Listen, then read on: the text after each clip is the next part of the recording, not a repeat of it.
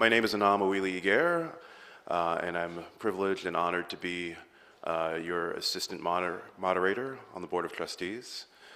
And we're presenting, we are the Strategic Planning Committee. Consists of myself, Kathy McCubry, Holly Jobe, Bruce Pollock Johnson, and the expertise and leadership of David Devan.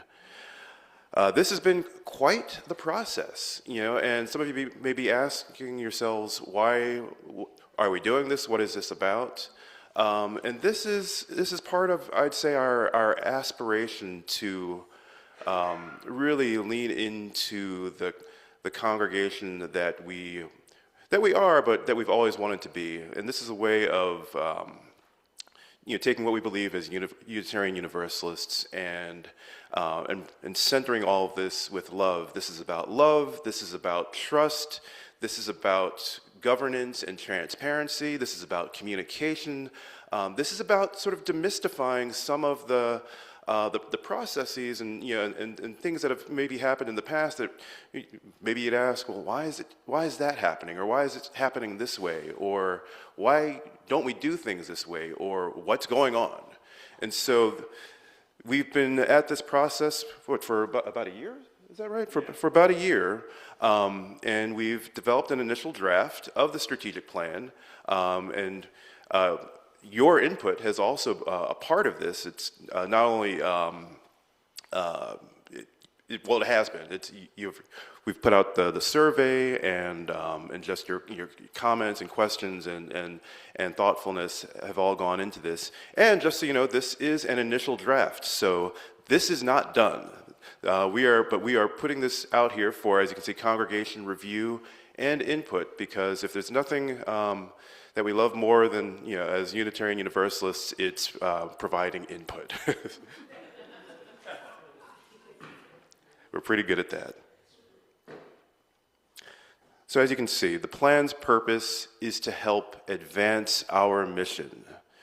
That mission being to building beloved community by embracing all souls and nurturing wholeness with collective intention. And I think our team has talked a lot about that the last line there a good bit, because we want to be focused and intentional with everything we do, because this is, in some ways, this is going to look maybe a little different from how we've done things, but it's kind of just taking what we do and hopefully helping it to make more sense. It might look a little funny at first, but this is a way to really sort of solidify what we do, what we want to do, what our aspirations are, and how to do this with the intent, the intent of all of us together, working together to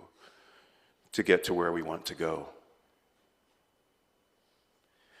So this is the planning process that we had. When we first started meeting as the Strategic Planning Committee, we started with an operations study, and through all of that sort of an initial conversation, data gathering, and discussion, we inventoried 28 activities of congregational life with the input of leaders of each of those activities. That's kind of amazing to think that there are, in our small but mighty congregation, there are 28 activities of congregational life.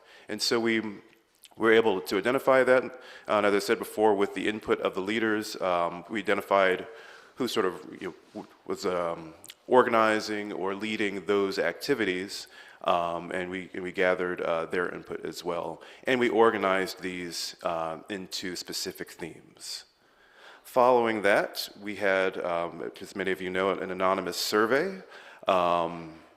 And we had an amazing response rate to that. So I'd like to thank all of you for participating in that. And these anonymous surveys were to identify key priorities of our congregational life. And through this survey, we identified 5 priorities as areas for continued development.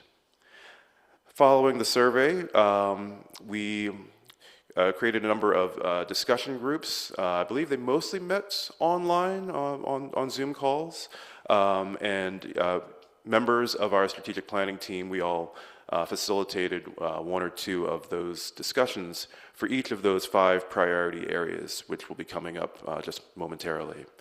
The information that we gathered and gleaned from those discussion groups is what informed and continues to inform the strategic plan, but it informed our draft of the strategic plan. Then the annual meeting. We had a report of work to date with the invited comments about the process and the 5 priority areas. And we pretty much used that time to come up with this date, which is our review meeting, which is where we are now. We are sharing this draft strategic plan with all of you in order to make final adjustments prior to recommending for adoption.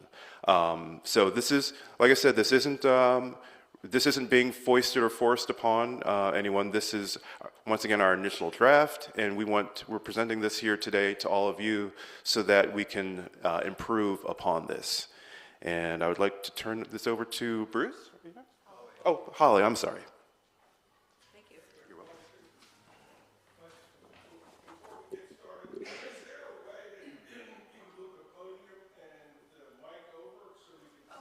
Oh, am I blocking? I'm so sorry. Oh.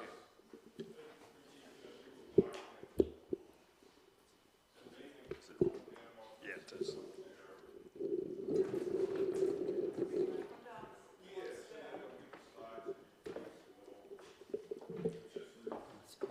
Sorry, I know the hair kind of. No problem.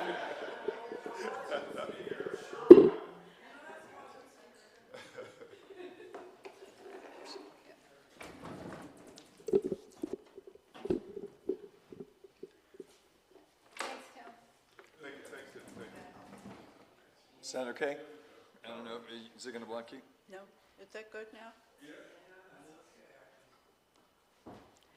Okay, I get to talk about some of the findings and priorities that we found. And out of the conversations and groups that we had, we ended up with 5. Wait, it's fine tuning. Okay, we ended up with 5 priority areas. And the first is governance and communication. And this is all coming from the congregation through those conversations that we had. They transport parent inclusive decision-making, important with governance and communication. And then our music and spiritual enrichment, which is the heart of our worship life and our spiritual foundation. The third one is hospitality and newcomer engagement. And we wanted to create pathways from visitor to engaged member. And fourth one is the social justice integration, living our values through action and witness. And 5 is buildings and grounds, stewarding our physical space and land for mission. So in what came out of those discussions were our major priorities in those 5 areas. So in music and spiritual enrichment, we know we are going to be navigating a music director transition, so that in the works coming forward. And we wanted to integrate our worship elements cohesively, including music. You'll notice that some of these things are in bold. And one of the things that has been really wonderful in the year that since we've started working on this, that the discussions have pretty much started some of these things happening. We're finding evidence and conversations, and that we're shifting in the ways that we want to become, kind of as an organic way. So integrating worship elements cohesively, including music, we've identified that that's starting, and it's bolded. So the things that we think are already starting, and actually as a committee we were very excited about that, to see that it's moving. It's kind of organic. So it's bolded. More variety of spiritual traditions and worship modes, strengthening preparation for services having more spiritual depth, increased adult RE opportunities, and kid, youth, family programs. So we're moving in the direction that we had a vision for as a community. Under social justice integration, we're connecting justice work with more, we'd like to see more integration with theology and spirituality and coordinate across multiple initiatives, and then education on anti-racism and anti-oppression and accountability, and education on other justice issues, and more opportunities for congregational engagement and sustainable engagement without burnout. We're a small community, and of course that's important. And develop community partnerships with accountability. And in the last year, we know we've had more community partnerships have come up, and so that's moving along. Thanks, Lori. And in hospitality, newcomer engagement, we'd like to create more pathways from visitor to member to leader, integrate hospitality and coffee hour with UU membership team, develop leadership pipeline, integrate nominating process with leadership development, publicize involvement opportunities, and have more healthy relationships team. And we're moving in that direction. And as far as buildings and grounds, develop long-term land and building plan, balance maintenance with mission use, revive eye care days that we used to do in the past, enhance accessibility to getting up into the second floor, and plans for solar panels, use of outdoor spaces, gardens, new trees, and climate justice. And those, again, are bolded because we have started that planning, and we have a community garden that's in its finishing its second year, so we're moving in the directions of our visions. And of course, revitalize the playground and the grounds. And our fifth area is governance and communication, to create accountability frameworks with defined roles and responsibilities, enhance leadership development opportunities, clarify committee missions, scopes, and procedures, and implement regular, transparent, prompt communication about board work. And you've seen that it was part of our worship. We've had some reporting back from the board, and so that is something that's kind of come in place as we're listening, and it's changing organically. And then develop clear pathways for member involvement and governance, and more intentional documentation and written policies. So I'll turn it over to Bruce. Yep. And try to get out of here without stumbling. Good. So as we've been doing the work and hearing your input, we came up with these operating tenets or principles to guide all the pieces that we were working on. The idea of balancing ambition with scale, so trying to make sure we have wonderful dreams and trying to make sure that our capacity can balance with our dreams, not spread ourselves too thin or burn people out by trying to do too much.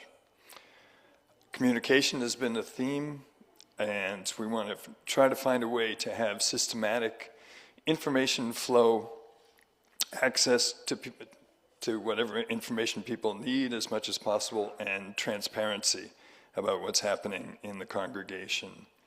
Part of that is having communication among all different activities and try to avoid things being in silos as much as possible.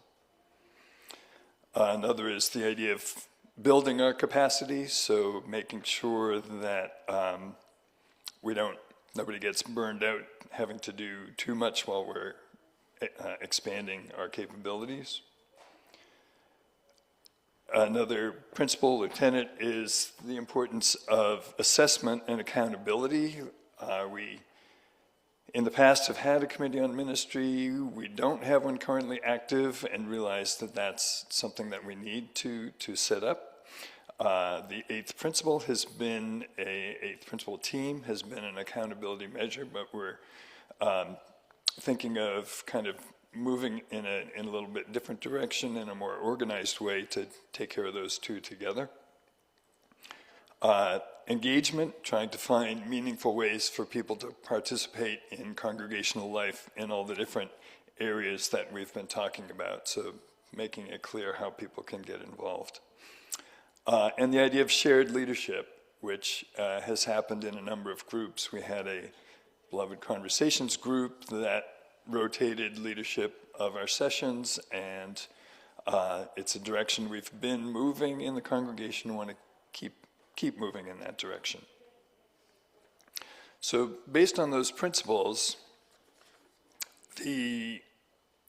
wanted to do things that would involve two kinds of changes. Again, it's not brand new stuff. It's things direction we've already been moving, but to continue that and maybe expand it to some areas where it hasn't been as possible. So that there's two kinds of changes. One is structural changes, the way we set things up, and the other is just culture, what kind of gets understood and held in common as a group. So the structural changes that we're talking about, just trying to make it more intentional how we communicate with each other, different activities that are happening, different groups, perhaps having someone in the different groups who just has in mind communicating with others about what's happening. Another is having an organized way of having our records. We have some things in paper, we have some things electronic, but we don't really have a very complete system of archives and records of our policies and procedures. So moving in that direction. One thing that we don't do so much, but if some of you came to our listening session about Gaza and Palestine, we did that in a format with something called a progressive stack, and going around in a circle and giving everyone a chance to speak. Ideally, everyone speaking once before people speak a second time.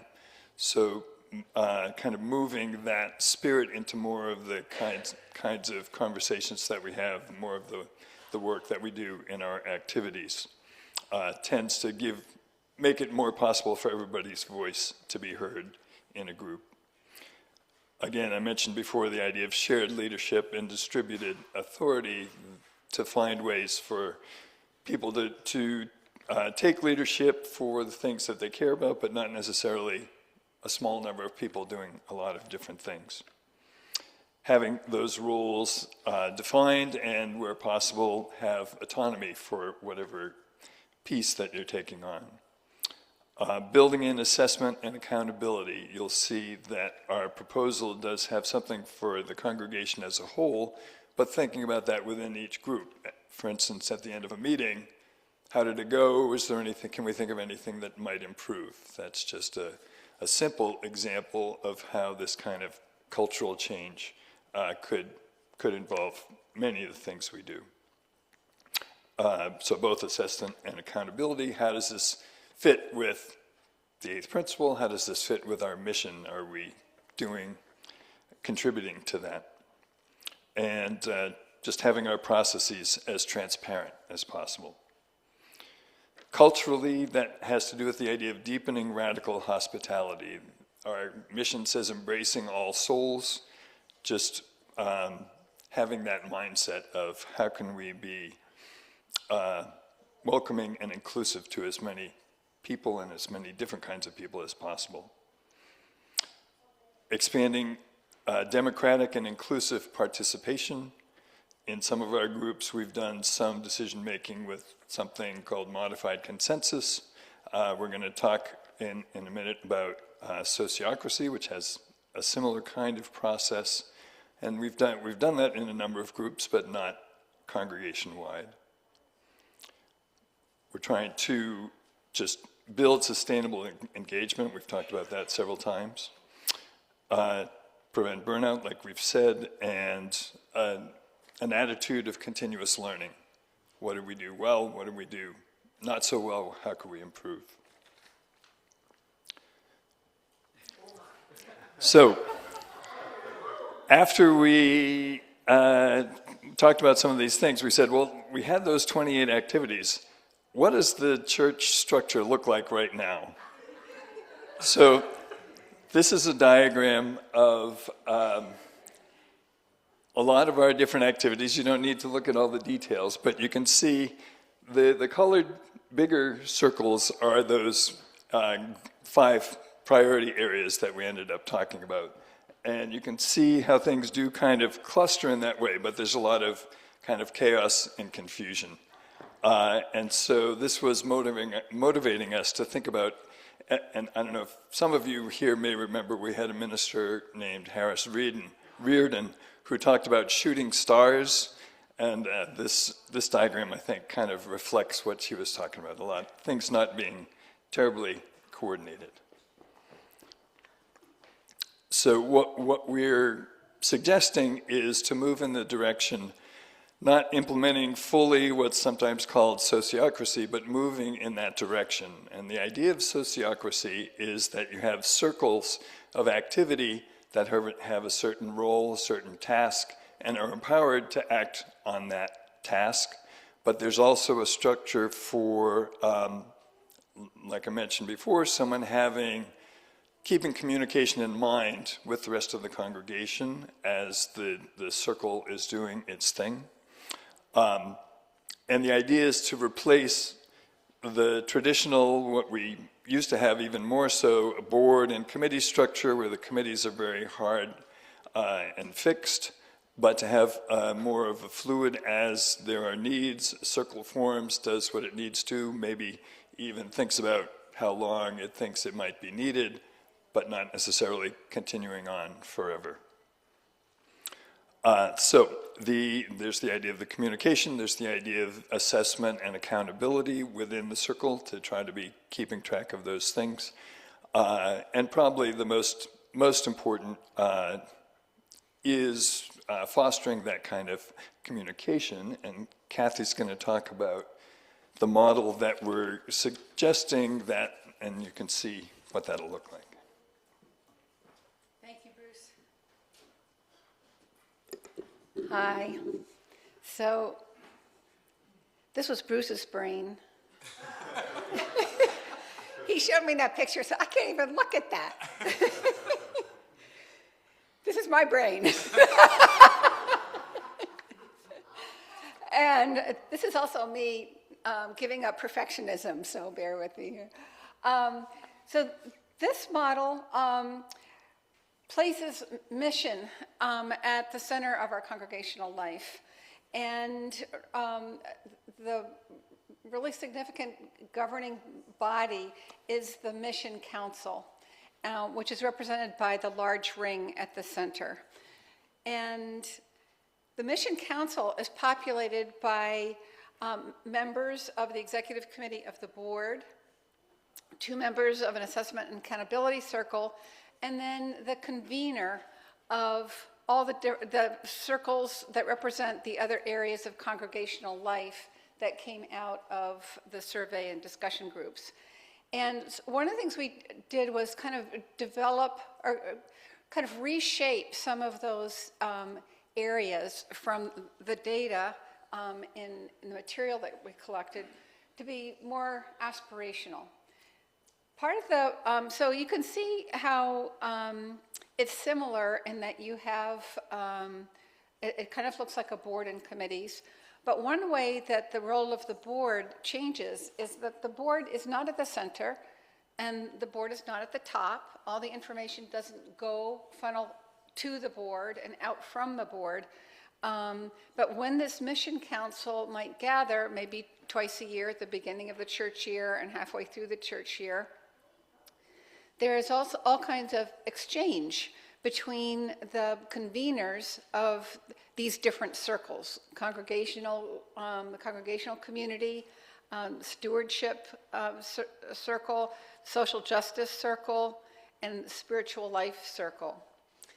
I'm going to go into a little bit more about how we are kind of revisioning those areas. But first, I just want to give you an example of what one circle might look like. And we're going to look at the Justice Council because structure of the Justice Council has been evolving into this model over the past year or two. So here you can see that the large heart, these hearts represent Lila's fiery hearts. These are us. And so you see in the lower right corner is the Mission Council, and it has a tangent. It touches with the Justice Circle. So the convener of the Justice Circle, so that would be Lori right there, that heart, where the Justice Circle touches the Mission Council. But the Justice Circle also has its own mission statement now that holds it together. And the smaller circles are activities that are kind of affiliated with the Justice Circle. These are not rigid. The idea is that this is a way of supporting people to live our shared values in ways that are meaningful to them, with people who are meaningful to them. So one of these small circles, they're not all the same size. It could be two people who decide that they want to sponsor, they want everybody to see Sugarcane documentary as a film night. It could be, it's Annie and Miska working on immigration. It's Susan Berry connecting us with a solar panel proposal for climate justice, and also knowing that we're getting ready to host a climate justice revival in the spring. These circles can look like, they can ebb and they can grow and they can shrink, they can even disappear. They can come out of nowhere. So the idea is that instead of, scraping to ask people to serve on a committee that meets once a month to fulfill that committee's purpose, the idea is to empower people in living the lives that you want to live, that we want to live, according to our Unitarian Universalism and our shared values. And what holds us, together is this mission. And the point of the sun, is that really radiates throughout, these circles. Now I want to talk a little bit about, how we could, the potential to develop these circles. So, and it means grouping some things together that we haven't necessarily associated with each other as closely before. So in the spiritual life circle, worship and music, religious education and exploration for children and adults, and pastoral care might all come together within that circle. It doesn't mean that everybody who's in that circle does all those things. People participate as they are moved and choose to commit. I'm really excited about the idea of the stewardship committee, the stewardship circle rather. Instead of just having a standalone pledge drive or like a separate finance committee,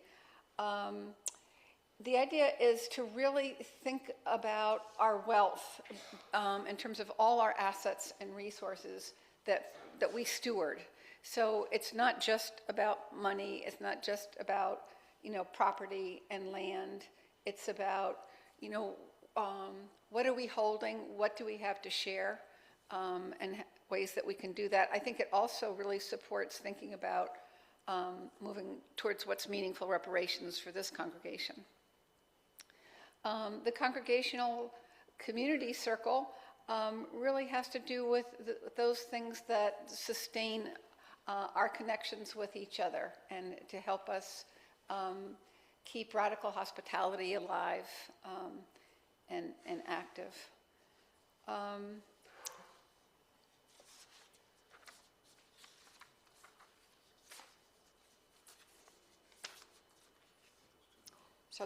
So now I am about 3/4 of the way through my term as moderator, and I can't tell you what a joy it has been to follow Bruce and precede Anam. And hopefully Anam will be carrying us into this future. So he is going to share some of the implementation possibilities. Oh, one more thing I wanted to say that I didn't explain about, so what's the role of the board? It's over there on the side, but like 4 people are part of the mission circle. So the idea is that it's a servant board. It's there to take care of the congregation's legal and financial responsibilities and to be a manager, maybe to formalize some policies that enable people to do things, but it's kind of serves the mission and people who are fulfilling the mission. So I just wanted to be clear with that.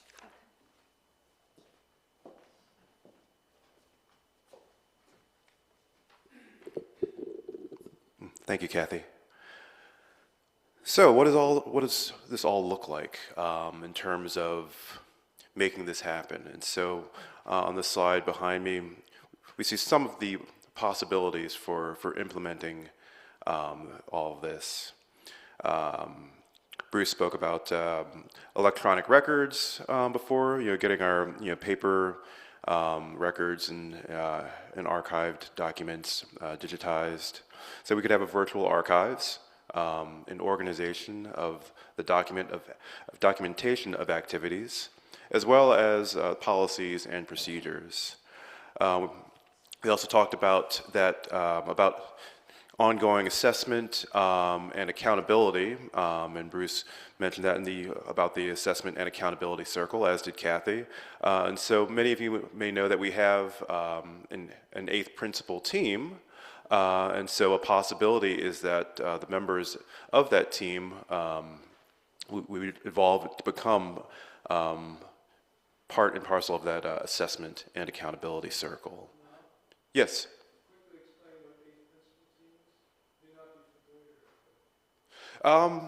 Actually, I'm going to let Bruce do that. So for people who aren't familiar with the 8th principle, we adopted it as a congregation, basically committing to accountably dismantling racism and other forms of oppression in ourselves and our institutions, so the institutional part. And so the 8th principle team was created when we adopted that to just think about what ways we could be doing better, how are we doing on that, where could we grow, where could we educate people, facilitate conversations. So it has been an accountability structure already, but this would widen it, open it up to not just people on the 8th principle team, but other people as well who are interested in assessment, like many churches have a committee on ministry or shared ministry that is kind of evaluating how we're doing both professional ministry and us in our shared ministries, the things we do as a congregation that fulfill our mission. Thanks for asking, Craig.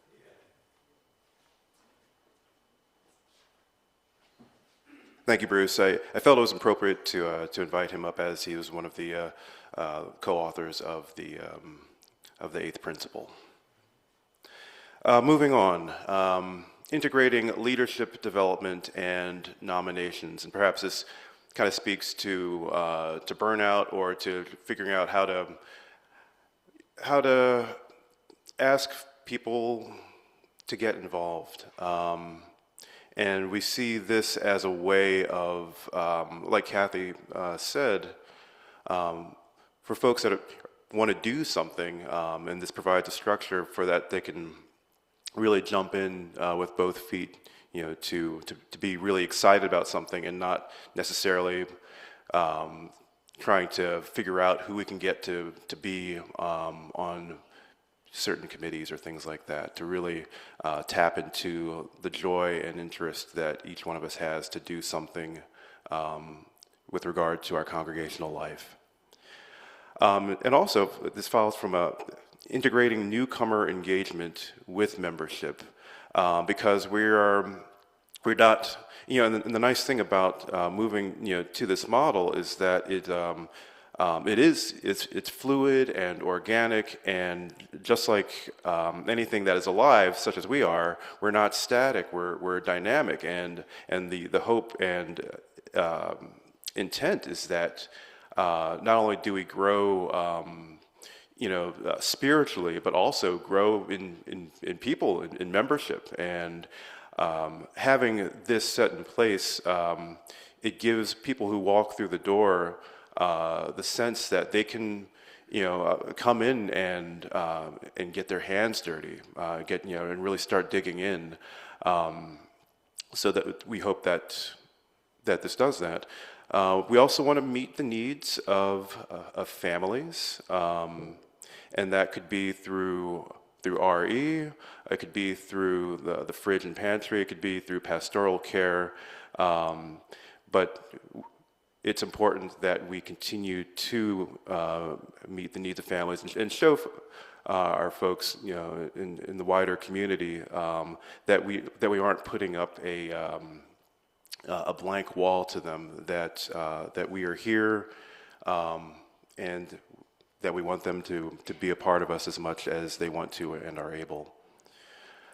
Education about systemic racism and other oppressions, accountability, and privilege. I think that speaks for itself. And developing a community partner with a wide range of possibilities for congregational involvement.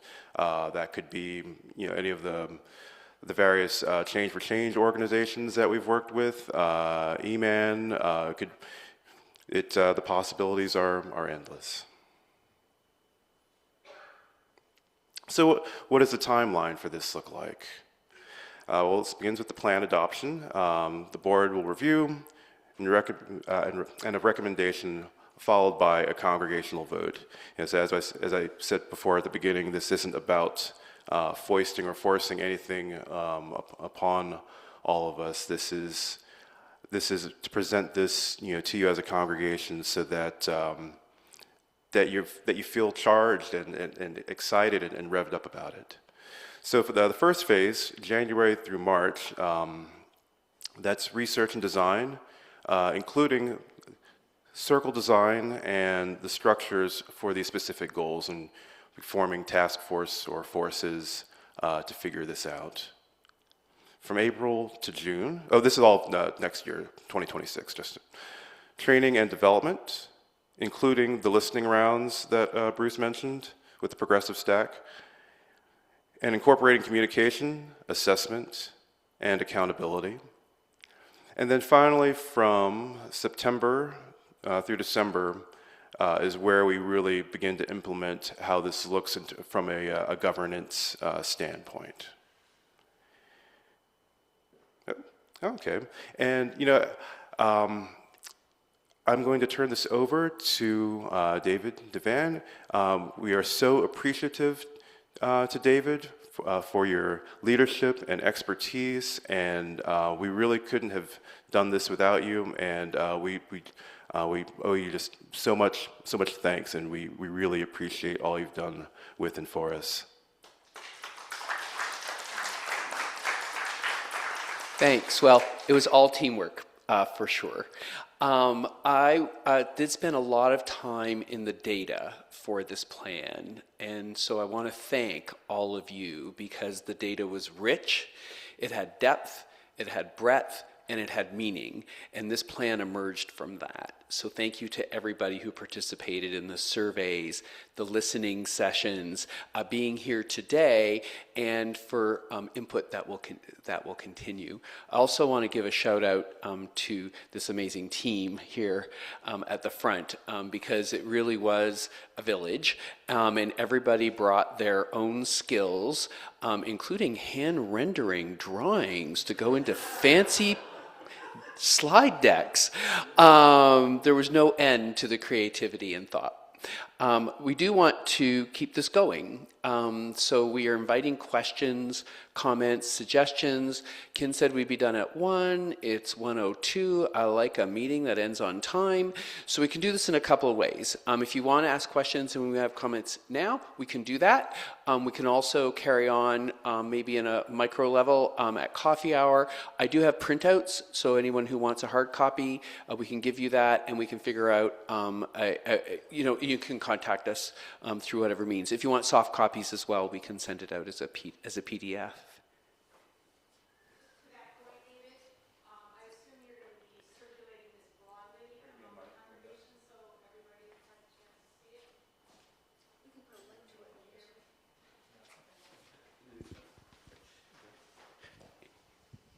To your point, I was just going to ask whether you plan to circulate this broadly among the congregation so everybody has a chance to review it. Len asked me about that on the way out too.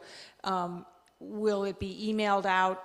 How will people have a chance to, who aren't here right now, to see it? Great question, and we were so focused on delivering the materials clearly. We hadn't drilled down on that, but I think we thought maybe a link in the newsletter would be a great start, and if people felt that we should be more aggressive with it, with a direct email, we would be happy to do that as well. Direct email it is. That was easy. Yep, they're right here.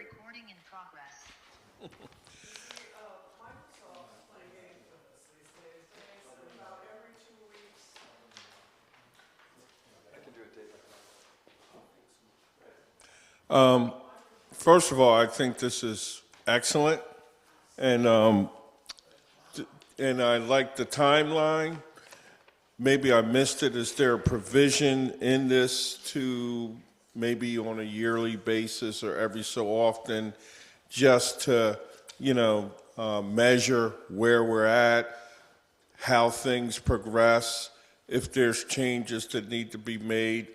Kathy used the term organic, and I think, as we all know, that a lot of times things do change, and we have to maybe make some course correction. So is that part of it also, is my question. We did talk about this being an organic document and it being reviewed. The specific mechanisms for review would be something that would be sorted out as we implement the Ocracy model, likely probably with board and assessment teams.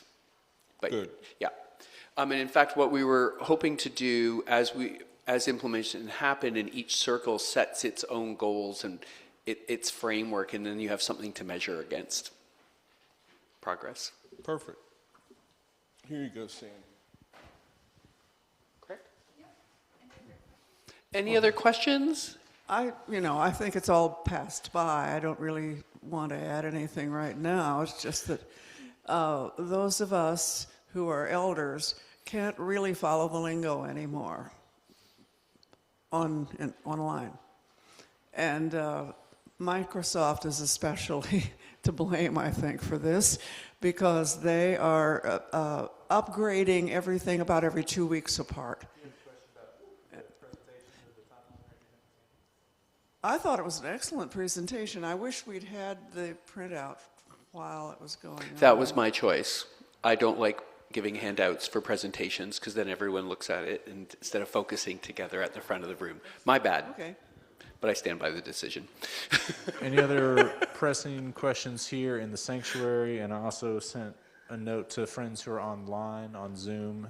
If anyone has a pressing question, if you can either put it in the chat or you should be able to unmute and ask your question before we get done here. Anybody else here in the sanctuary need a microphone? I just wanted to say, outstanding. This is outstanding. To organize this in a way that we can comprehend it and see all the relationships between things is simply outstanding.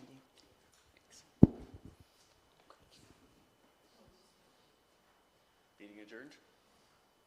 Last chance.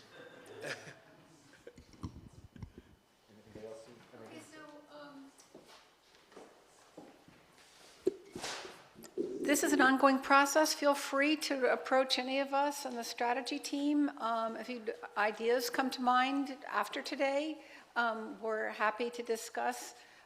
So we will come together with a more formal proposal that would include, operationalizing some of these ideas. And one thing that would be especially helpful for input, the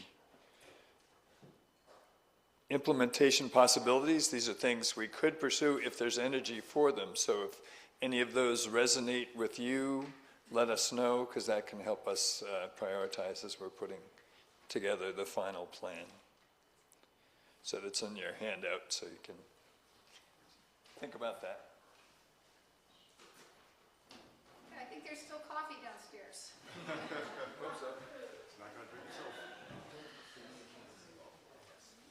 Thank you all for being here. Thank you.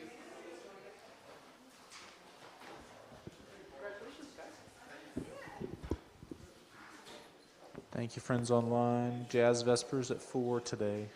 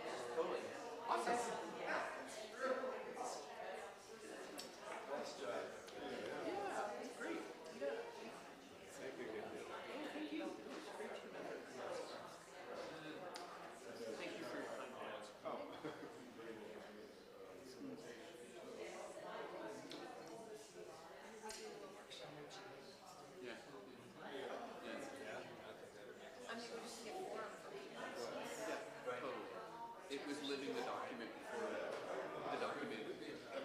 You know what I mean? Yeah. Presumably moving into the I'm gonna go downstairs and see if there's one crumb of anything like that. So you have another thing. Right. Pretty close. And it would be like a panel of some stuff. Congregations, yeah, that's what it should be. Yeah. In the middle of it. That's actually. It felt like that.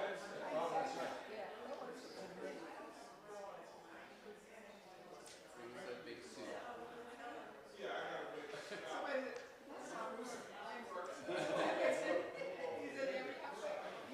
Well, he accurately inventoried everything, which was, and it's like a soup, and we had to sweat it out. We had to get to the essence.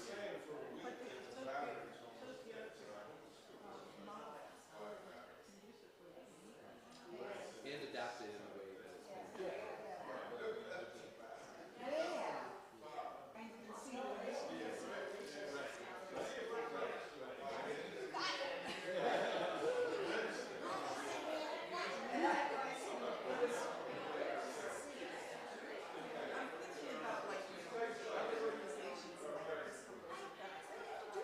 Right.